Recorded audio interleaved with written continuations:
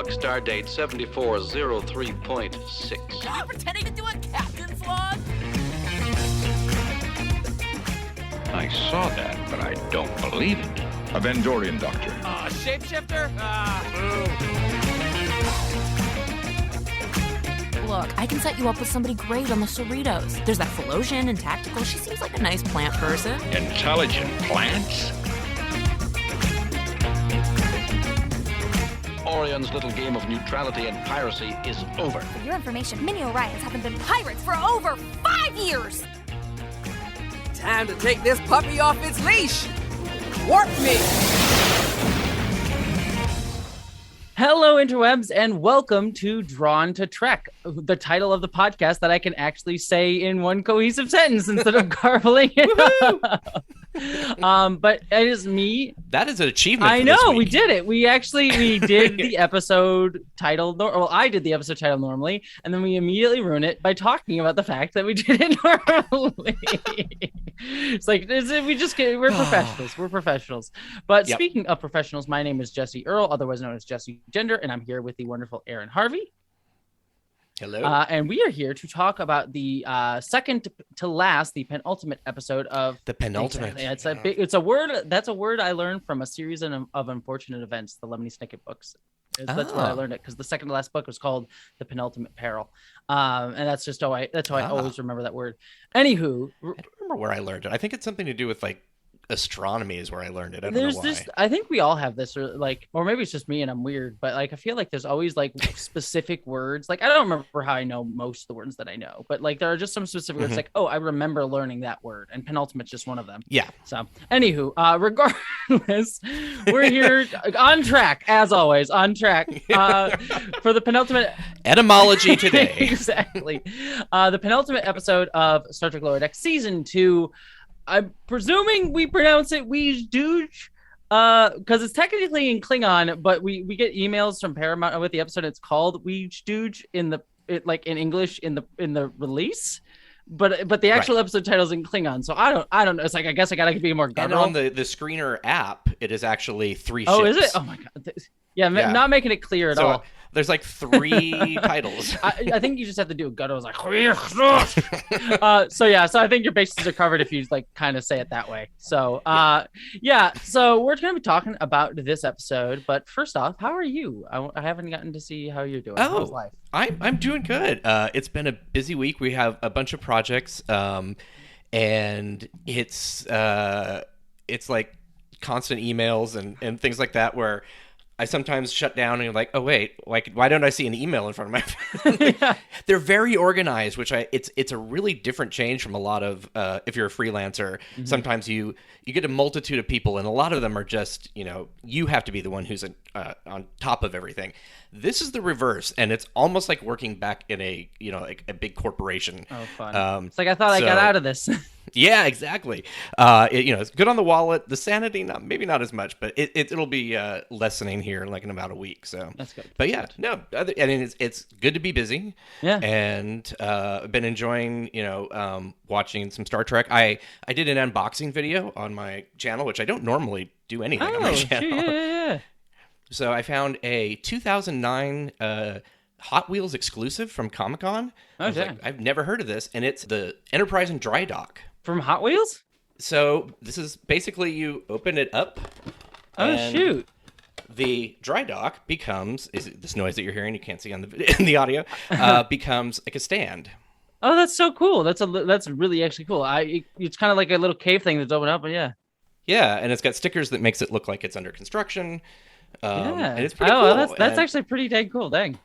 I had never seen it before, and I love it just displaying it with like it closed up because it looks like it's in space dock. Yeah, I love that. That's a cool little. Yeah. So I did a little unboxing. So if you go over to Geek Filter on YouTube, you can see that. Look at you learning how to promote yourself. I'm proud of you. Thank you. I've been having a weird week too in terms of work stuff. I'm doing like a bunch of stuff on my own channel, but then I'm also just been having a lot of anxiety because I'm writing this script right now about for those of you who don't know, there was a big discourse last week about Star Trek Lower Decks and the orgy scene in that episode that everyone just which I didn't didn't track at all to me. I don't know if I've lived in Los Angeles for just that long. No, it's. I mean, I'm writing about it in this video, but it's like it's a lot of people like, number one, just using it as an excuse to like, oh, modern Star Trek has really ruined everything. They ruined Gene's vision, even though Gene would have loved orgies in Star Trek. In fact, Phase 2 would have been crazy if they had let them, because they wanted people. It wouldn't be unusual just to see two people having sex in the rec room. I'm like, okay. Yep. Anywho, so that's fun. But yeah, so but anyways, like, and then also just like most of those people, I mean, not all of them. There are some that aren't, and I don't want to paint with a hugely broad brush, but I mean, America is a fairly like sex repressed society, and so it's always very much like, oh, clutching my pearls, and Won't somebody please think of the children? yeah, and usually conservative people too tend to be very, gender essentialist, and also like, a guy like Boimler getting sexy. It's a whole thing. So again, I'm not painting all of them like that, but a decent chunk of them, especially the ones that are most vocal, I tend to find to be that way. Regardless, anyways, what that has caused me to do is write a really researched video on horniness in Star Trek. So it just caused me anxiety because I'm like, I don't know, I'm just having a weird writer's block today where it's like, I want to write this and I just like cannot get it down. But it's just like, so it's a whole long history. It'll be an interesting video to get into. I think people will like it. But it's much longer than you would think it would be for such a topic. Well, now I can imagine there's like quite a bit of, I mean, sex in television is interwoven all through the decades, and everything changes. So yeah, I can totally see that. I'm excited to hear it, to watch it. I think it'll be fun. It's just sort of like, of all the things to complain about in Star Trek, sex is one that I find particularly funny. Yeah, definitely. So that's it. That's basically what I've been doing. So yeah, cool. Life's good but busy, and anxiety is a thing. So, yes, just like nuance. Unfortunately, anxiety and nuance are things. But anyways, let's actually talk about the episode, because I doubt people don't care about listening to us. So Weege Dooge. So basically, we're going to give initial reactions to it. I know we had slightly different reactions. For me personally, and then I know you're not hating on it, but for me personally, no. Watching this episode, and mine has changed since the last time we had talked. Oh, fair, cool. Then I'm excited to hear your thoughts too since then. But I don't want to paint you in a negative light, because you liked it. But for me personally, I loved this episode. I came away first time watching it. In fact, what I usually do when I get these videos is I watch the episode and then immediately film my own personal video review. And for my review, I talked for so long and had so many notes about the episode that my camera literally shut off for the last 5 minutes, because it can only record for so long, and I hadn't noticed. Normally I'm pretty good about being aware of that, but I was just ranting, and my camera shut off. And so when you watch the review on my channel, when it goes up, the last 5 minutes will have no video in it, because I'm like, I was so excited. I'm not going to re-review this because I want to keep that same energy. But I just really love this episode. I think it's a really strong, dense episode. For me, I think this one said a lot about different cultures, did something new and crazy, not only within Star Trek, but within Lower Decks itself, to like break out the concept. Felt incredibly dense and managed to give us really strong arcs, not only for our main characters, even in side ways, even in small ways, like subtle arcs, but tell stories of two whole other crews and characters, and made them feel complete and earned and thoughtful, while also being funny as all hell, while also commenting on the show as a whole, and also touching upon other themes, both I think some intentional by the writers, some not, that I just resonated with. That I just, for me, I think this episode is phenomenal, just absolutely phenomenal in my opinion. Yeah, no, the first time I saw it, I think that speaking of anxiety and stress, like that, it really can color how you review something. And part of it was that the creator, Mike McMahon, was kind of talking up this episode to the point of like, oh my God, what is it going to be? The next coming of Jesus. Yeah, I was just like, I don't know what I was waiting for. And then it was just like, oh, it's an episode. It's just like, of course it is. Oh no, don't die. Wow, I'm so excited. What I really liked is that it made the Star Trek universe seem larger. It wasn't like, okay, there's 5 people on the ship. There's a joke from Mystery Science Theater where Mike was playing Captain Janeway. And he's like, I'm responsible for the lives of 148 crew members aboard this ship, 144 of which we never see. So, this broadened that. It made you care about these other people, even though they are kind of like echoes of our own cast members. You have a story of mother-daughter in there.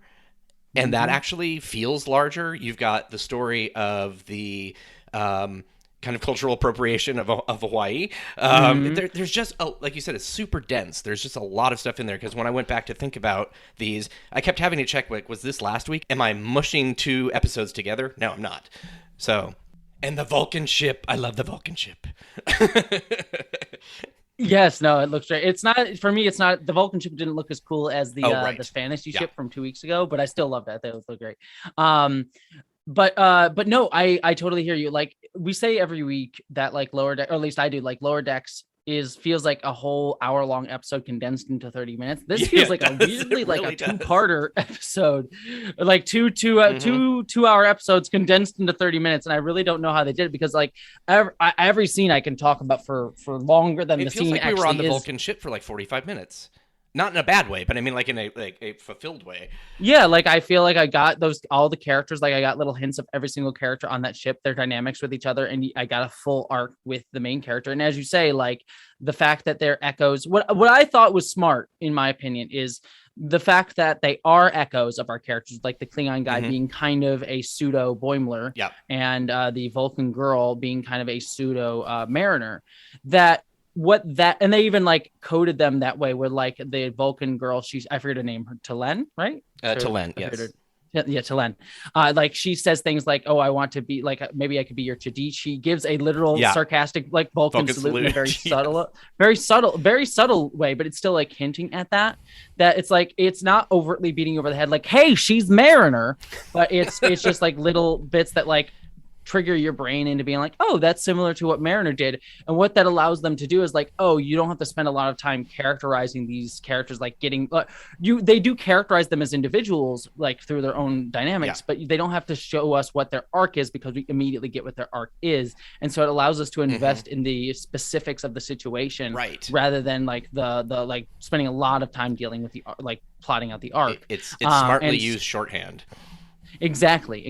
And so I just thought that was just a really, really good job on all that fronts. And also, as you said, like, I think it like shows us like these cool looks of these cultures, because, well, I'm sure we've definitely gotten more prolonged looks of at Klingon culture and Vulcan culture. They've always been, for the most part, at least to my memory, have always been with a Starfleet person there, typically a human character there. And this is the first time, or close to the first time, where we just gotten like full segments with just these alien cultures interacting within each other. And have we spent any time on a Vulcan ship at all?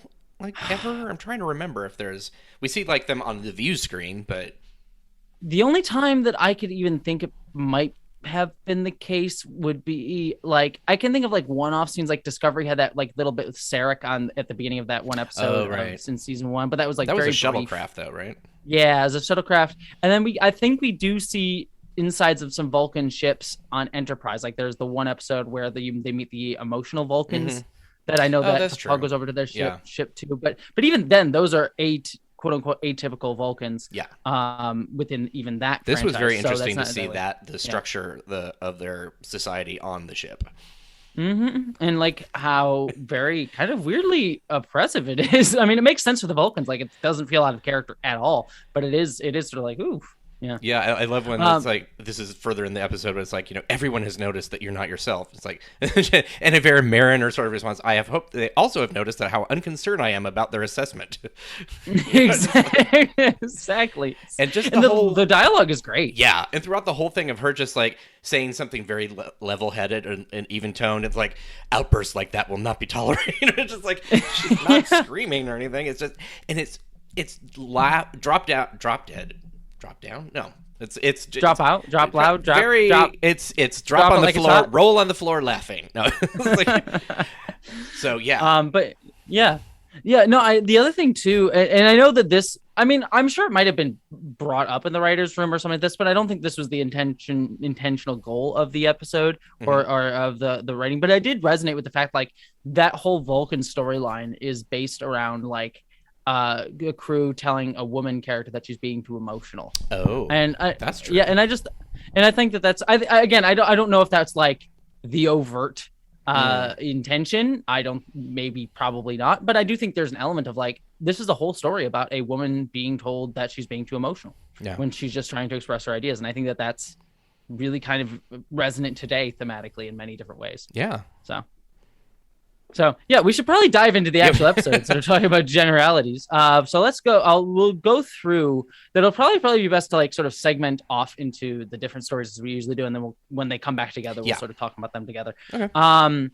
But we start off the episode. Why don't we just stick with Boimler's stuff because he's sort of the most ancillary to the main plot because his sort of like stuff happens underneath. Right. But Boimler is with the lower decks gang down in the bar, hanging out, and Mariner's got a very like I'm looking at the episode right now. She's got a very tasty plate of nachos. It looks like. Yeah, I think they both did. Also, Tendi. I can't remember if she did. Tendi has like a soup or some sort. Okay. I'm like literally no, it's like a ramen or something. They just very good food. They got very good food after last episode. Yeah, right. Needs the pesto. But it turns out the entire gang is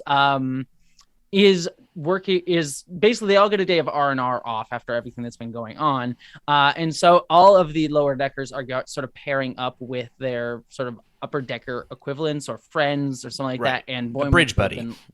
Exactly, and Boimler's been left out, and Boimler's like, but like time with a upper decker crew member gets you a chance at promotion, that sort of thing, sort of seeing it more as like a career opportunity than an actual friendship opportunity, which again kind of makes sense for his character quite a bit. Like it's still, again, it's a thing where it's like you still see his flaws. Like the past few episodes have really been showing like he's become a leader on his own, and he's still a flawed guy. I mean, not that I get it, like hanging out with your boss can be good at for career. Right. Yeah, I get it, but it's like it's something that you like. It's not exactly like positively thought about, I was like, I'm going to think of this Machiavellian sort of thing, or you know what I'm trying to say. And also, they have so few days off. I'm assuming that like spending that also advancing your career, like just take a break, just enjoy yourself, dude. Yeah. But it fits him in that like he's still kind of a little bit uptight or a little bit too career focused, even though he has shown a lot of growth. But compared to season 1, I feel like he is like 1,000 times more relaxed in this scene. Like I don't know what would have happened if this slow warp had happened in like episode 2. Like he probably would have just gone bonkers. Exactly. He was freaking out, and just like I need to do no buffer time. Exactly. Yep. Exactly. So it's a cool little setup. And so he gets upset and so starts trying to look for a upper decker crew member buddy to hang out with. And so he goes around to like kind of join in with what everyone else is doing. And the first one he joins is he tries to go and join Rutherford and Shax in pottery class. Kayshawn first. Oh, Kayshawn. Oh, that's right. I forgot about very Kayshawn. Short one. Very funny. Yeah. Very, very good. Yeah, he goes up to Kayshawn in the bar and says, "Hey, do you want to hang out?" And it starts to go well, but then he says, "What is he? Do you remember the line?" Basically, he's like, "Oh, I studied some Temerian at the academy," and so Kayshawn says something which I don't remember, unfortunately. So I forget the exact wording. And he responds back, and the response from Kayshawn is, "Look, it's hard to lose weight when you can replicate anything you want," and then he just gets up and walks away. I mean, that's fair. Yeah. So I feel like, though, this is me being like Gene Roddenberry's vision sort of thing. It's like I feel like we would be back past the body positivity bit, but again, I think that's probably a cultural thing, and also Boimler being what he said. You know what I mean? I think you can, if you want to lose weight for yourself, that's fine. Yeah. Also, the fact that this really shouldn't happen because they had the idea that replicated food, you can make it so it tastes fantastic or whatever, and it will not have any kind of detrimental calories or fat or whatever, but that seems to have kind of fallen by the wayside after TNG. I wish we had that. Yes. I wish we had that. But it's just like Cisco says, you got to just cook it for real. None of this replicated crap, you know? Did you notice that Kayshawn has on his thumbs like two, like, they look like suction cups almost? No, I didn't notice that at all. Temerians have that? Oh yeah, that is, yeah. Huh. I don't remember that. I'd have to go back and look at the original. I'd have to look at that too. Maybe either that's weird. I just noticed that too because I have the episode up in front of me, and that's Interesting. And I like but his anyways, like weird green drink. It's like, yeah, it's like I don't know what's going on there. Is it calorie full? Is it filled with calories? yeah. But anyways, so Yes. that bit is good. Yeah. But my favorite bit is the next one when he goes, Yes. like I said before, he meets with Shax and Rutherford, and they're doing pottery, and they're just like, mold your anger into the clay, mold it into the clay. And it's like, oh yeah, I mean, we've probably got a lot to work out because of Bajor. And of course, we all know that Bajor was, put it mildly, a hellscape. So for a little while under the Cardassians. And so clearly Shax has got a lot of trauma and starts freaking out. And Do he you has think my I had favorite anything line. to do besides resist? Yes, my favorite line though is fighting fascism is a full-time job, which is like, yes, put that, like, tattoo that on my body, please. That could be a Shax. t-shirt. Yeah, exactly. I want that as a t-shirt. It'd be like, Oh. go climb a tree and fighting fascism Yeah. is a full-time job. It reminds me of just like the Rascals when she was talking about how, like, I didn't have a chance to be a kid. What are you talking about? Mhm. So Yeah, that is true. Oh, Rascals, what an episode. And then people say Star Trek is hard science. I'm sorry. and people Star say Trek's hard TAS is science. unbelievable. So it's like, Honestly, I'd rather I believe giant clone Spock before I believe de-aging kid stuff that doesn't kill them. that's true. I feel like it's just like, hey, you made them bigger and you cloned them. We can do those Yeah. things. Whereas like de-aging via magical teleporters, I feel like is even less sciencey. Yeah, definitely. So I'm just saying one slightly more. They're both unbelievable. One slightly more Yeah. believable to me. Anywho, Yeah. So that's a great little scene. I It is really so enjoyed good. that. And he's just, Rutherford tells him, like, run. And he's like, I'm not kidding. So he's like, takes off. Into the clay. It was so good. It was so great. It was very fun. So then Boimler is going around even more, and he goes on the holodeck where he sees Ta'ana and Dr. Ta'ana and Tendi climbing the rock-like face, free soloing it like in Star Trek V, The Final Frontier, which I just actually rewatched that last week because I was guessing on a podcast talking about that, and that scene is just like, oh my gosh. The one thing I'm upset about is that they somehow did not get a reference into why is Captain Kirk climbing the mountain into that. I would have loved that. Why is he climbing the mountain? To make love to the mountain. For those of you who don't know, there's a behind the scenes interview with William Shatner because he directed Star Trek V, and they asked him, like, why is Captain Kirk climbing the mountain? And he goes on this whole thing about like Captain Kirk wants to make love to the mountain. Because of course he does. Yeah, and someone took it and made it into like the Hobbits are going to Isengard-esque like remix sort of thing. That was a lot of fun. If you haven't seen it, go check it out because it's hilarious. But that whole bit is great. Boimler's even wearing the shirt that Kirk wears in that movie with the "Go climb a tree." Go climb a rock. Anyways, I'm I didn't want to let you if you have anything to say about this. Oh no, I love when the boots fail and he falls and Tendi's like, well, at least the safety protocols are on, aren't they? And Dr. Tiana is like, yeah, sure, whatever. Yeah, I don't care. Yeah.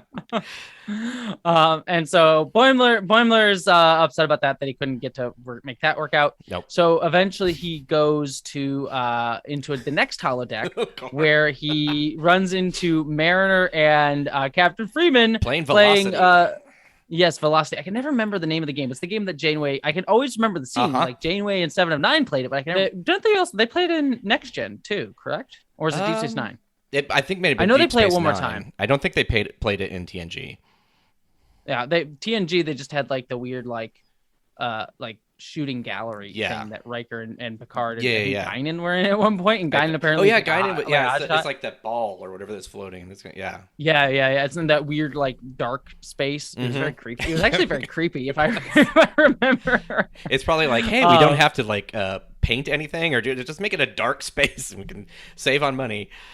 Yeah. It's like it's the holodeck. Sure. Yeah, fine. It's a weird like eldritch horror demon place where they do target practice. I'm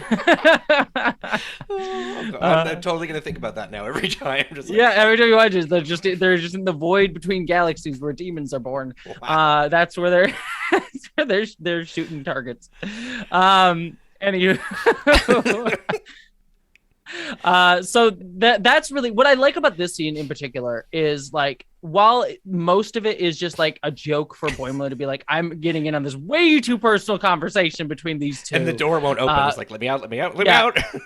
Yeah, he's just doing it, and so it's like a good little gag. But in the background, you're hearing stuff between Mariner and Captain Freeman about like what their relationship's like, what's going on with them. You're sort of like, because we haven't really had much interaction. We had a little bit of interaction last episode that sort of pushed for their relationship. We hadn't like had a big chance for the two of them to sort of reconcile, to move together since episode 1. And so I really kind of like this seeding in the background of this element that's part of Boimler's story, but you still get to see some of it like growth for Mariner within Boimler's story here. So I thought that was great. Again, dense episode. And if you watch it at twice normal speed, you can't understand anything they say because they talk so fast. It's very funny. Yeah. And then Boimler's upset, and so he goes on to the turbolift and runs into Ransom, another human, apparently human girl, and also the respirator people. Why am I blanking on? I know Benzite. Benzite. I knew it was a B. We did it. We did it. Yay! So human girl and a Benzite and Captain Ransom and get into a turbolift. Exactly. And they're all talking about being from Hawaii and how they're like all gonna hang out and do Hawaiian things. And Boimler starts to pretend that like, oh yeah, I'm also from the islands, hey, totally cool. And so basically he gets all wrapped up in that and in sort of like lying to sort of smooths up to Ransom. He has a plantation with like coffee and pineapples or something, and wow, he just really going for it. He goes full bore out for it, and I loved it.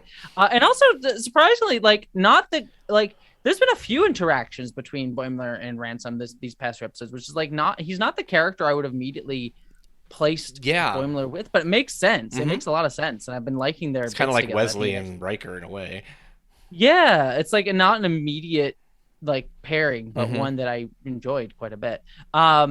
Anywho, so that's going on, and Boimler's starting to feel bad about this, so we get to see him. And this, by the way, I should say that all this stuff is interspersed throughout the episode. Right. Boimler goes down to hang out with the Lower Deckers again and say, like, hey, this is going on.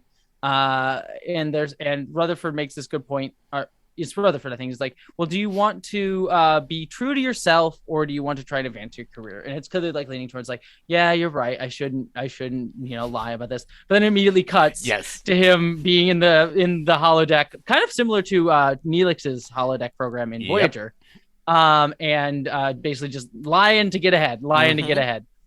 I knew that cut was coming too, which is like exactly. Oh yeah, it's very telegraphed, but you love very it. Funny. Still. It's like it's one of those like all those types of cuts we've seen it a million times where it's just like and then it just hard cuts to the exact opposite of what you're supposed to expect. We've seen my roommate who loves Tiki literally has the shirt that the Benzite is wearing. It is so weird. I just glanced around, I'm like, oh wait, I recognize that shirt. That's great. Yeah, that's absolutely great. So anyways, so he's smoozing around trying to like pretend he's from the islands, and other stuff in the episode starts happening where like the ship is getting attacked. We'll talk about that in a second. But also, so Boimler starts running out with the rest of the like other 3 quote unquote Hawaiians, and they trying to run up to the bridge. Also, I should mention, since we're talking about this right here, like everyone running around the ship, like there's people like in Ren Fair costumes and like the workout outfits. Yes, I believe from TNG that and like Bujitsu. There's somebody dressed up like Peter Pan. I just noticed that. Oh my god! That's like just 2 frames, or I'm like, oh wow, okay. The Trill girl is in like a skiing outfit, like a winter outfit with that earmuffs and everything. Yeah. Yep. Very pink. Very, very, very. It looks very cute. Say, I was gonna say. Yeah. But anywho, so they get trapped, the sort of Hawaiian crew, I should say, quote unquote Hawaiian crew. And it turns out that Boimler admits that he was lying for attention. And turns out they were all lying for attention to get on Ransom's good side. And even Ransom was lying about being Hawaiian because he had said that he was Hawaiian to smooth up to another commander previously when he was younger. And so just had to keep the ruse going. And it's very hysterical. But then as they're going through, and Ransom has this really wonderful line that I think is like part partially the lesson for Boimler, like actually the lesson Boimler's supposed to Yeah. learn here. Where he's like, I didn't really want to do this just to like be Hawaiian. I want to do it because I wanted to like get to know you. I want like you for you and who you are. Right. Which I thought was very sweet, very like Lower Decksian Star Trek sort of thing. But then it gets immediately subverted where we all learn that all of them are from, except for Boimler, are from moons. It's like, oh yeah, it's a moon. And then Boimler says like, where's he from? Modesto. Like, I'm from Modesto. Modesto is kind of like the moon of Earth. It's like, And he's like, you would "Hey, you know what?" understand how deeply insensitive that was if you were from the moon. It's like, you were culturally appropriating Hawaiian culture. That's Yeah. like even worse. Yeah. And then it Yeah, that's cuts, great. The ship guy, and it gets hit at that point or something. Yeah, it's absolutely wonderful. I deeply enjoy that. I like it being like a good joke, but also a meta commentary on like Star Trek's quite often cultural appropriation. Yeah. Like quite often, like even just saying like we did the tiki thing, and also Mhm. like Native American culture. It was a terrible issue in Voyager as well for sticking on that front. So yeah, it's been a problem in Star Trek, let's just say. So I like that as sort of like a meta commentary on that.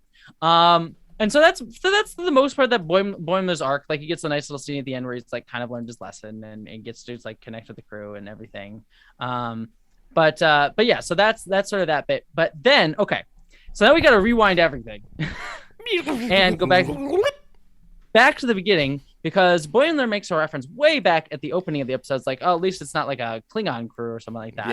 Yeah. And then we immediately cut over, and this is where we get to the real cool part of the episode, the really dense breaking away from the major format of the episode, because we cut over to a Klingon ship. Even and graphically, it changes, which is cool. The titles become the old, the original TOS font, but it's like huge on the screen. It's very cool. Mm-hmm. I love it. I love the like white text. It's very, very, very, very cool. Mm-hmm. And we get Klingon bird of prey, Chita. And we get the lower decks on that ship. And we meet a bunch of crew members here, and it's a similar setup. Like they're in like clearly like hammocks meant to look like the like lower decks like rungs that we see on the Cerritos. The crew are kind of doing some certain things like cleaning their teeth. We even see a towel guy Klingon. Yeah, we got a towel background. guy. Yep. Considering that there was like also towel guys on the lower decks crew. So yeah, it's clearly invoking. I feel like that this same lower decks is more realistic for Klingons than the lower decks that the humans have. Honestly, yeah. I mean, it makes a ton of sense to be all sleeping in hammocks and crap. Yeah, like then like sleeping in a hallway for the lower deck. I mean, I get why they do it on lower decks because it's sort of like it's a way for them all to congregate together. You can put them in a room. It doesn't have to be a hallway. It can have like a dormitory kind of thing. Yeah, I guess it fits the like military feel of it. But yeah, I hear what you're saying.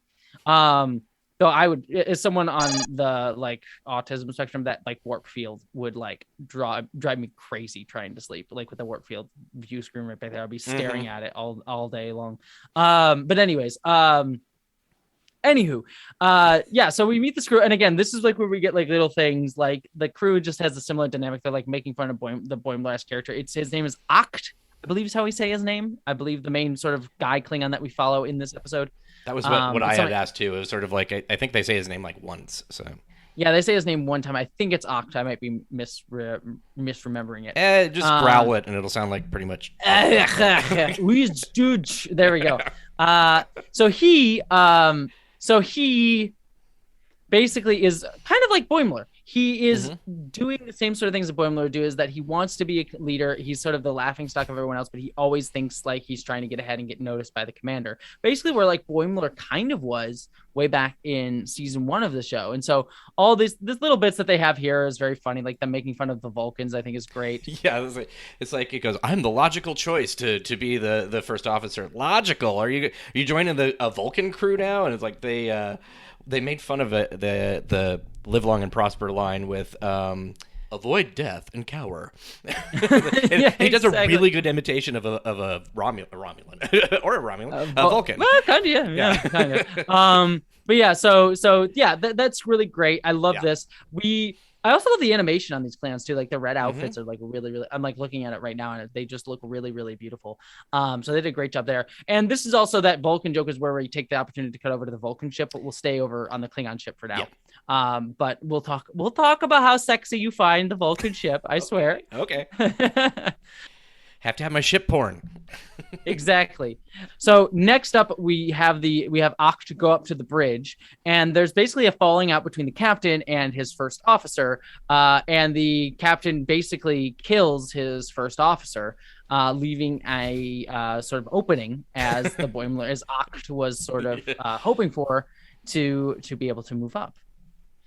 And so then from there we cut down to the like mess hall Klingon food room that we've seen a bunch of times on Klingon ships. It's like, kind of like the spaceship version of the bar I imagined in the book that came out recently.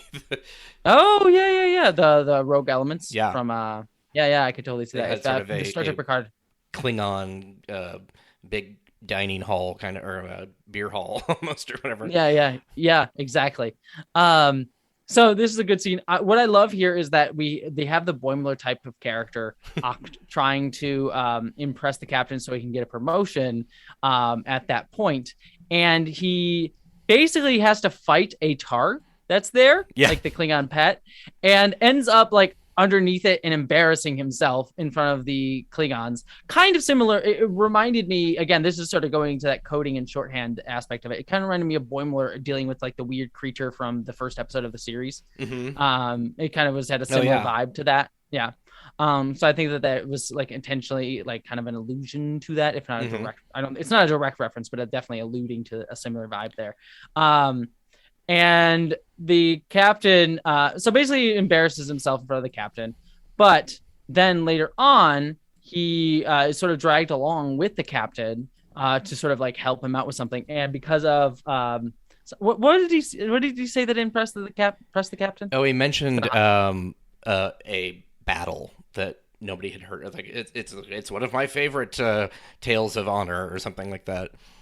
Yeah. And so the captain says, like, you may be weak and scrawny, but you know you're playing on history. You may be so weak and small and scrawny and small. He says like small twice.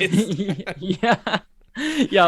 But trust him enough to have him help out. And it turns out he's meeting with the Pakleds because he is the one. This Klingon captain is the one back together. Mm-hmm. He is the one that has been supplying and pushing the Pakleds to fight the Federation so that the Klingon, or at least he, can sort of gain territory for the Klingons and look good in the Klingons' eyes. But Oct realizes at that moment, it's like, but Klingons don't get other people to fight their battles for them. That's a bad thing. Yeah. But my favorite line comes out of this scene is like the Pakleds are saying, well, we tried out the bomb you gave us and used it, but then after that, it didn't work. It's like, that's because it's a bomb. It only works one time. When they beam over, it's like, I think what I just really love is like, welcome to the Pakled spaceship Pakled. I am Revna. Yes, Revna, we've met several times.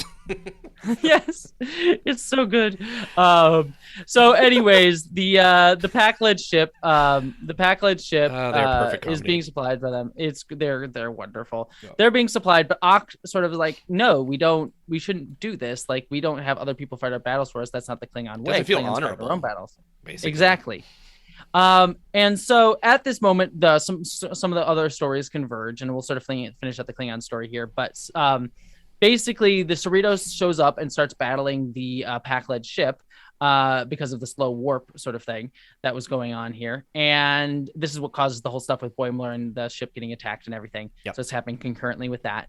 But basically, Oct realizes that this is not honorable, and he decides to fight the captain in order to stop the fighting, because this is not the right way to go. They shouldn't be letting this go on and kill the Cerritos. And so he beats the captain and decides to just warp away, leave the situation, which then causes, by the way, Captain Freeman to kind of deduce later on after the battle's been won that like, oh, there's something up with the Klingons here. They might have something to do with the Pakleds and supplying them. So Starfleet Command's going to have a lot to consider. Yeah. So she's sort of deduces from that situation, which, by the way, I should say, since we're not going to be coming back to that storyline, there's also another little wonderful scene when the ship gets attacked of Mariner and Captain Freeman playing basically Star Trek Clue. Yes. Yes. And here's a little Easter egg kind of a thing, or a callback, actually. The clue cards have like a magnifying glass on it. The magnifying glass that's on the cards is the same magnifying glass in episode 2 that Tendi was using to like examine Rutherford's eyes when she was doing the test on him. Like, 2 people are at sea. What's the name of the ship? It's like Salty Dog. Yeah. That's wonderful. I didn't catch love that. the little That's a connection. deep cut. There was also another little connection too. Of at one point in the episode, Rutherford's holding a model of Deep Space Nine, like they were working on way back in episode 5. Yeah, so that was a nice little callback there too. And also in that game, the whole idea that it's like you always pick the chef. It's like because we have replicators. Chef is shady. Yeah, exactly. Kind of probably alluding to Chef on Star Trek Enterprise as well. But it's a funny line. Also, in my review of the episode for my YouTube channel, I even put up a picture of Neelix at that moment. I was like, what does he know? It's like because he was the chef on Voyager. Which is good. Neelix was kind of shady, especially at the start of Voyager. He was kind of like the traitor dude. Thankfully, he got written a little bit better towards the end. Yeah, he still wasn't great. He's probably my least favorite main character in all of Star Trek, to be fair. But sorry, Neelix. I love Ethan Phillips. He's great. But anyways, regardless, so that was a wonderful little thing. But that scene ends sort of with a nice little conclusion for Mariner and Captain Freeman's arc in that episode where Mariner's like, I enjoyed today, even though they were arguing the entire time. It was very, very sweet and kind of resolved their stuff. And I like that it happened. It happened with 1.5 scenes devoted to them. And I thought it was they begrudgingly like hanging out with each other, even though like at the time they do the mother-daughter, butting heads sort of thing. But they are very. I like that their relationship improved. Exactly. And one little thing that we did learn from the Packlet is that the ship is named a clump ship. Yes. We also do get a lower decks look at the Packlet ship where just like 4 Packlets just hanging around during the battle, just going, red alarm. That was the computer. And they're just like, I am hungry. It's like, you should eat. You are smart. It's like, that's all it was. Yes.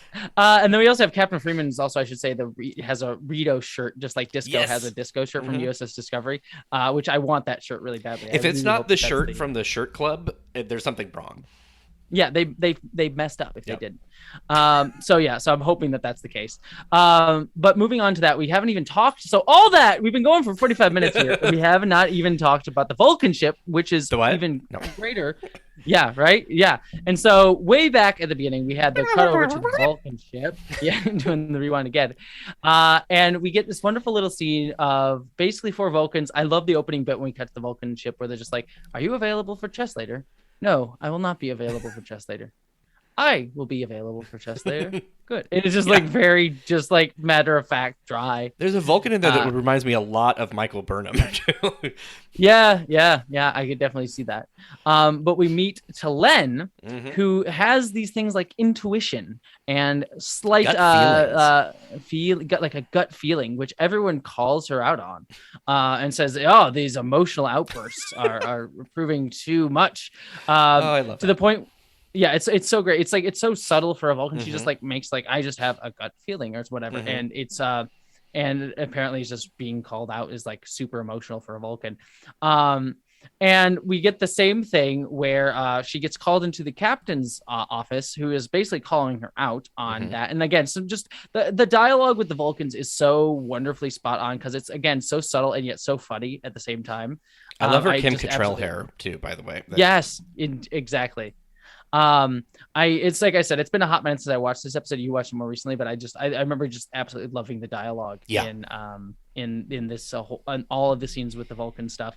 And then we also get another scene after that where she is meditating, and everyone, well, she's supposed to be meditating. She is told to meditate by the captain, but she's using it to work on this sort of like change to the algorithm to try and improve the sensors by just a little bit, because it's something that she really, really feels that she wants to do. And everyone's else like, why are you doing that? You don't need to do that. It's not efficient. Just that if you continue this, you'll have, it was punitive spiritualism. I don't know what that is. Like, what does that mean? Like, you get punished into spiritualism? Or I don't know. Oh, God, don't make me read my my astrology chart. No. Yeah. No.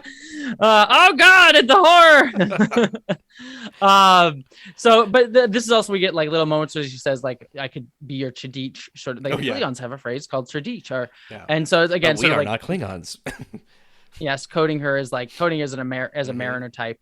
But at the end of the episode, once everything gets said and done, it turns out that her sensor improvements are the very thing that allows her to detect the battle going on over with the Cerritos that the Cerritos encounter as the Packlet ships. And so the Vulcans are able to come in and save the Cerritos from the Packlets, saving and the day. her special project that she was working on actually increases the shield strength by like 120% or something like that. They said had it not worked, they would have been out of luck, basically.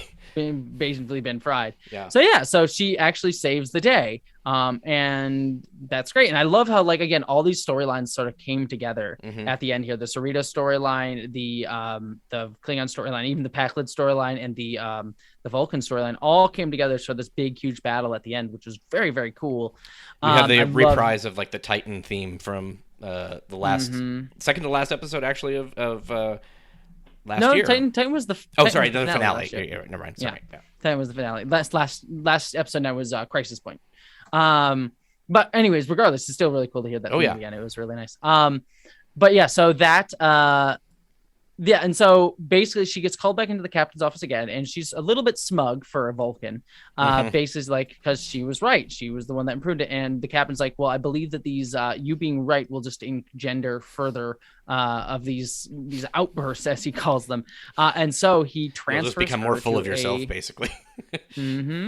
So he transfers her to a Starfleet ship, which presumably maybe we're wrong, but presumably will be the Cerritos, because maybe she'll come onto the crew next episode and or season. But we know that Mike likes to subvert expectations, so who knows what's going to happen. Maybe she'll be on the Titan and be with Boimler over that Boimler. That would be interesting. Hmm. Yeah, we'll see where she pops up again. Okay. But it does seem like they're going to be seeding her to pop up again at some point. My only question that I had with that is like, she's not Starfleet, presumably. Well, and so it seems weird that she can just be. None of them are like, it's a Vulcan ship. Yeah, and they don't have a Starfleet badge because they are Vulcan-run Starfleet vessels, but that's not this, obviously. Yeah, exactly. I don't And know. so it seems weird that she's able to be is like a civilian able to be transferred into Starfleet.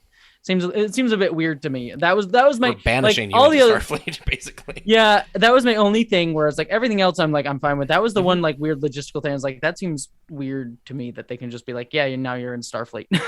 Although it does seem kind of Vulcanish in a way too, because they tend to not care what people think or their feelings so much. That is true. I mean, I could buy it, but there's also an element to me that like the person who like balks at the militarization side of Starfleet is like forcing someone to join the military against their will is like a bit. Starfleet is not a 1-to-1 military. The only thing I can think of is that this is like the Vulcan Science Academy, and there is some sort of exchange basically where it's like there's a 1-to-1 thing where a Starfleet person could come on the ship too as well, or something like that. They might have an agreement. Yeah, I mean, I'm sure there's probably ways to make it work in Canada. I'm not like hating on. Oh no, it's like, oh, this ruined everything. I thought the same thing though. It's just sort of like that's a little. It's sort of like, but Jesse, I'm gonna assign you to work at another company. You're gonna like, what? Like that's not you're not allowed to do that. Yeah, it's just weird, but yeah, can you imagine being fired from a company and sent to someplace else? That would. I mean, I can see like transferring within a company, but it's like you're now you work at CBS. Now we're gonna transfer you against your will to go work at like ABC. Warner Brothers. Exactly. It'd be weird. But like the only reason I was upset, like not upset, like miffed by it is just like the like bit about like for me, if I was ever forced to join the military in a draft or something, it's like I'd have major issues with that. So and again, it's more that side of it, telling a woman what to do at the same time. Yeah, there's that as well. So yeah, so it's interesting. I this storyline was easily the Vulcan storyline here was easily my favorite. I thought it was the most well written. I thought it was the most interesting. I thought it was like very clever, and the way they wrote the Vulcans was spot on and yet funny at the same time. Like it didn't make a joke.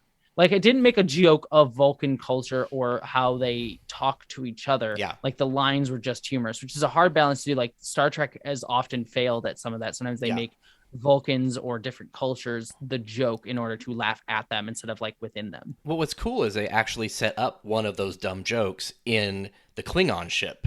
So we got the die now and decay immediately, or no. Exactly. Yeah. And that's making fun of like the whole culture. This is just something humorous in watching them actually act out their regular routine, and there's no, no, like, we're not ramping it up, we're not making it, absurdly logical or something like that. It's all makes sense. It feels like if this whole storyline had occurred within an episode of any of the other shows, I would have bought it 100%. So I just like that. And I could totally see someone just like, your outbursts are just like, I can see that in Enterprise. So totally. Oh, I could easily. I mean, they basically did it. They Yeah. basically did as much as T'Pol. T'Pol Yeah. said that as much to T'Pol several times. So Yeah. 100%. Yeah. 100%.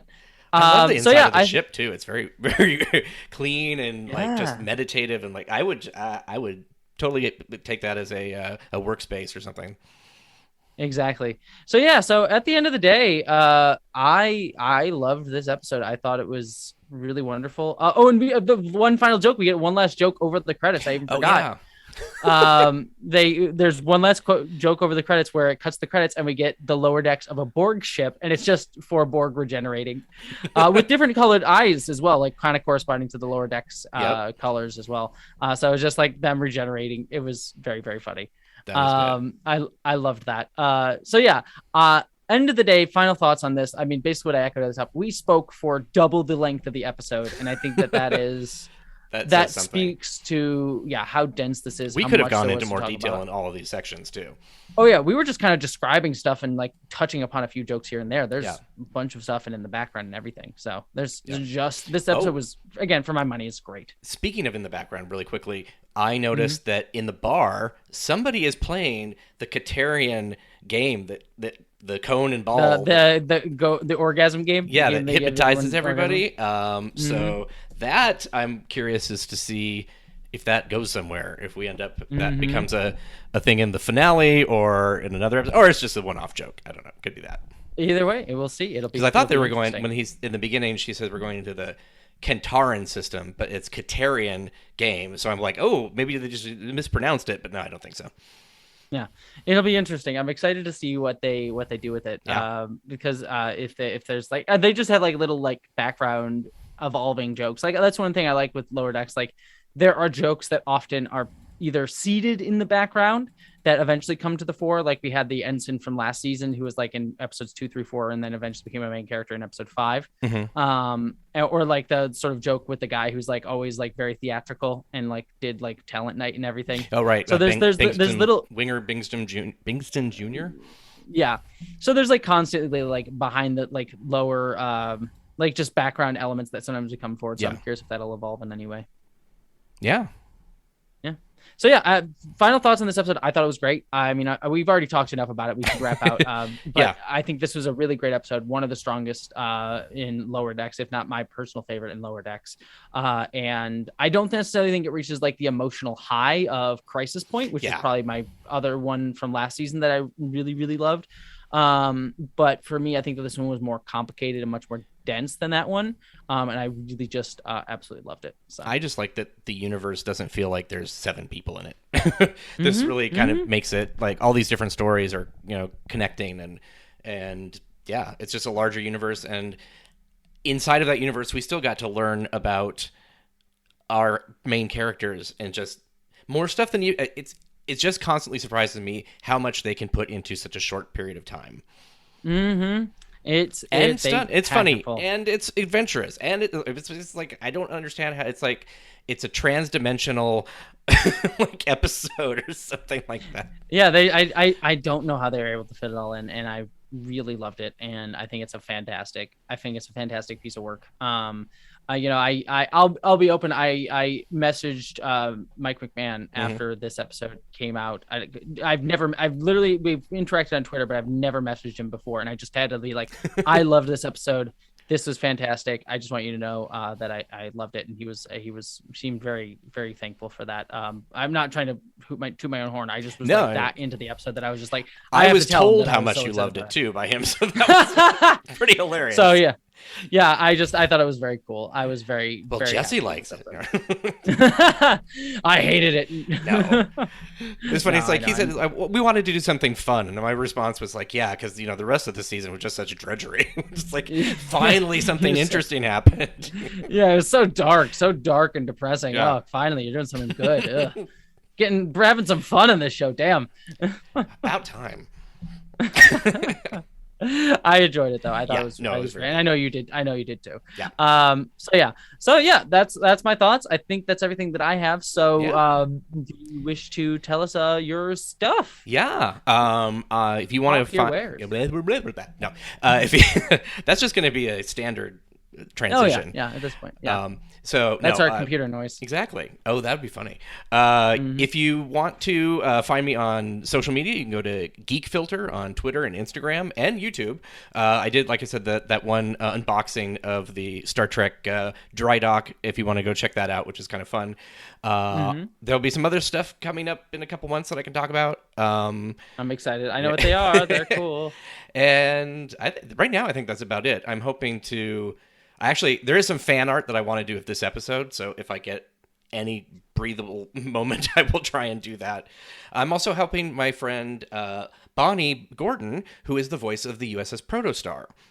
And right now, if you've noticed, there's no pictures of that ship that doesn't have, like, a giant lens flare around it or something like that. So I'm going to try and actually just... sketch up a ship that she can take to conventions to sign, basically. Oh, that's sweet. That's very sweet. So that's gonna be fun. But yeah, so that's where you can find me. Cool. For me, you can find me at all those typical places too. You can find me at Jessie Gender on YouTube. That's my main channel where I do my main reviews and video essay stuff, and that's where that horny essay will be going up. In fact, once we're done here, I'm going to go back to working on that. And then I also have another podcast called What the Frell, where I talk about Farscape each and every week with my other co-host, Council of Geeks there. I also have another channel called Jessie Gender After Dark, where I do news, reviews, and reactions, that sort of stuff. I also have a Patreon page that you can help support me at to help me pay my bills.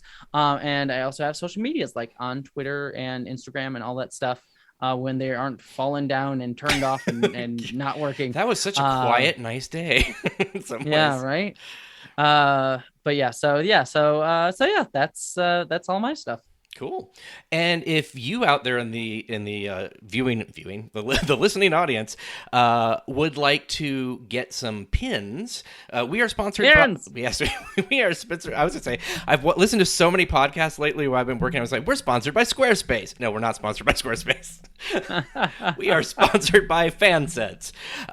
If you can use the discount code DRAWN, all one word, all caps, in checkout, and you can get 10% off your order. And there's a bunch of new stuff. Last time we were talking, you actually ordered something online that came out October 1st. There was the somebody from Enterprise, correct?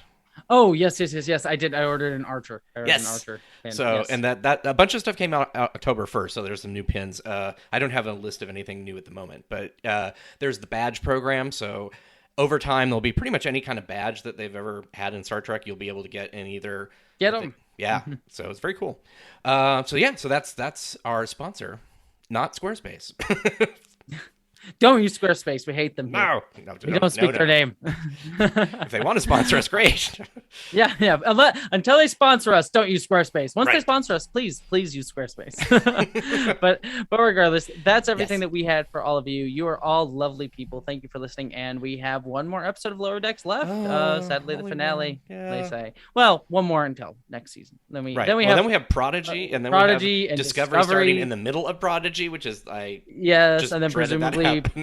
Picard right after that, and then presumably Strange New Worlds right after that, and then Lower Decks again, and then oh my god, we start the whole cycle. We'll be 80 degrees soon. Or 80 degrees. Yeah, we'll be 80 years old soon. And 80 degrees, you don't know. 80 degrees. Yeah. But that's it. Thank you so much for watching. I hope you all live long and prosper. Live long and prosper. Live long and prosper, sir.